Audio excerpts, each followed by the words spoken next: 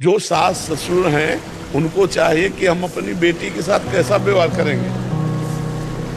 अगर हमारी बेटी होती इस जगह तो हम कैसा व्यवहार करते, ठीक अपनी बिटिया जैसा व्यवहार करना चाहिए सास ससुर को। सास ससुर को बहू मान करके, उसे नौकरानी मान करके या दूसरे की बेटी मान करके अपमानित नहीं करना चाहिए, उसका शोषण नहीं करना चाहिए। अपनी बेटी को जैसे हम प्यार से ऐसे अगर बहू को रखें तो हमारा जीवन मंगलमय हो जाएगा। लेकिन कुछ सास ससुर ऐसे होते हैं जो आई हुई कन्या को दूसरे के यहाँ से जो आई है अपनी बहू बनी है उसके साथ बहुत गलत बर्ताव करते हैं। ऐसे ससुर? हाँ, ऐसे बहुत से हमने खुद सुने हैं जो गलत व्यवहार करते हैं। नहीं करना चाहिए, नहीं दुर्गति होगी।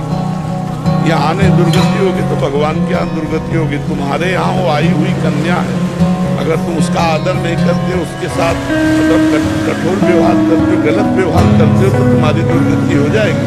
पहली बात तो यही हो जाएगी और यहाँ बचेगी तो नरक में हो जाएगी। नववधू उग्र लक्ष्मी है, हमारे कुल परंपरा को चलाने वाली है, वो कोई साधारण नहीं है। अगर उसको आप अपमानित करेंगे, और जिसके घरों में स्त्री को दुख दिया जाता है उनके घरों में कभी लक्ष्मी नहीं टिकती। उत्तर देने में हिचकिचाना नहीं चाहिए। नहीं, कई बार निर्दोष भी दोषी ठहर जाता है।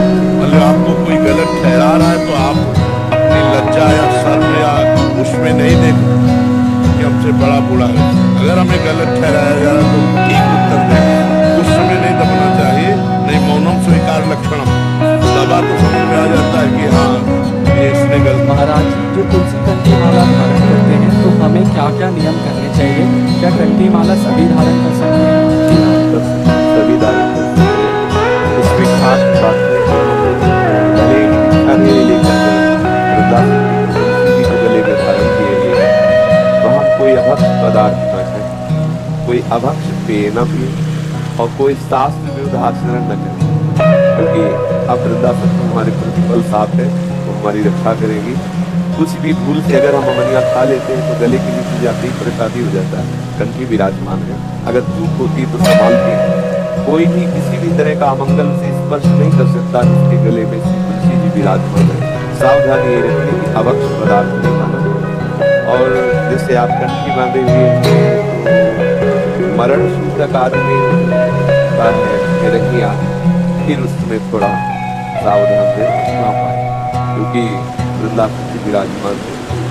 ब्राह्मणों को पवाने के बाद अगर 13 दिन के बाद फिर उसको कोई बात नहीं, लेकिन कुछ पंगत में या उत्सव में वो प्रसाद ना पावे, पहले दीक्षा नहीं होगी, कंठी बांधे तो इतना निर्वाह करना चाहिए। और दूसरी खास बात है कि नाम जप, जो भी प्रभु का नाम जप करना चाहिए।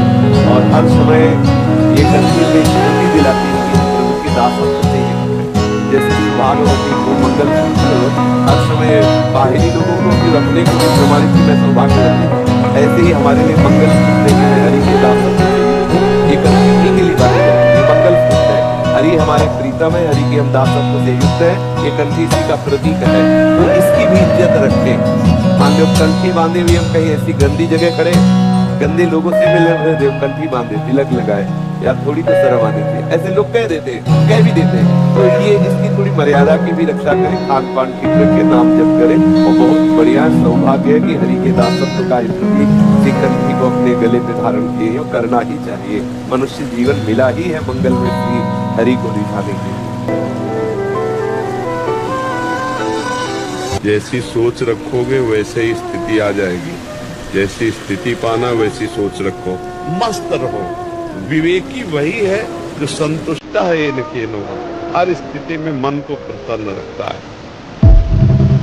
ऊपर का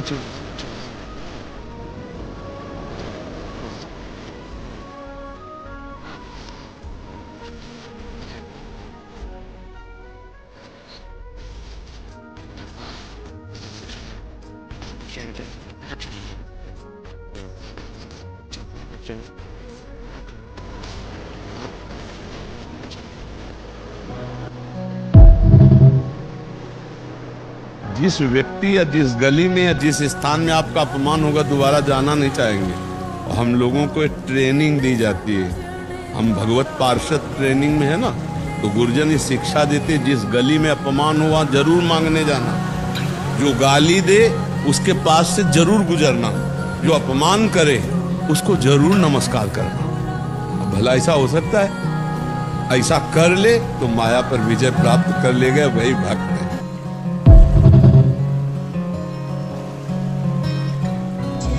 स्त्री को प्यार कर रहे हो, भगवान मान के प्यार करो, और प्यार करो, और प्यार करो, पर भगवान मान के। मेरे भगवान आवश्यकता पड़ी तो मेरी पत्नी के रूप में आ गए, मेरे पुत्र के रूप में आ गए, और प्यार करो, मुक्त हो जाओगे।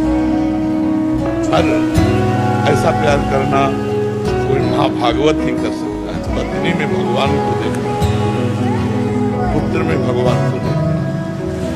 अगर हम अपनी वासनाओं की पूर्ति के लिए पत्नी का भाव रखते हैं तो वो बंधन कारक है, और ये मानते हैं कि भगवान मुझे सहयोग देने के लिए पत्नी के रूप में आए, तो वो पत्नी से प्यार करोगे, भगवान की प्राप्ति हो जाएगी। इसलिए माया के साथ मत खेलो, मायापति के साथ खेलो। वो माया के साथ ही है, पर खेलो मायापति से, लक्ष्य रखो मायापति। अगर माया रखोगे तो गड़बड़ हो जाएगी। ठीक है, मैंने सबसे प्रेम करके देख लिया, सबको प्रसन्न करने की चेष्टा की, चाहे जान की बाजी लगा दो, फिर भी ये धोखेबाज लोग कभी प्रसन्न नहीं, ये कभी हमारे नहीं होंगे। इसलिए सबकी आशा छोड़ करके एकमात्र राधा रमण जी की शरण ले लिया, और वही अब हमें स्वीकार कर सकते हैं, दूसरा कोई हमें अपना भी नहीं सकता।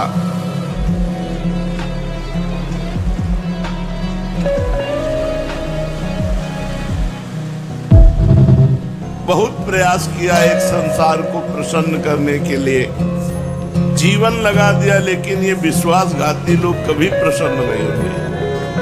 ये कभी मेरे नहीं, इनकी मांगे बढ़ती गई, कितना इनको पूर्ण करें। मैंने सबसे प्रेम करके देख लिया, सबको प्रसन्न करने की चेष्टा की, चाहे जान की बाजी लगा दो, फिर भी ये धोखेबाज लोग कभी प्रसन्न नहीं, ये कभी हमारे नहीं होंगे। इसलिए सबकी आशा छोड़ करके एकमात्र राधा रमण जी की शरण ले लिया, और वही अब हमें स्वीकार कर सकते हैं, दूसरा कोई हमें अपना भी नहीं सकता।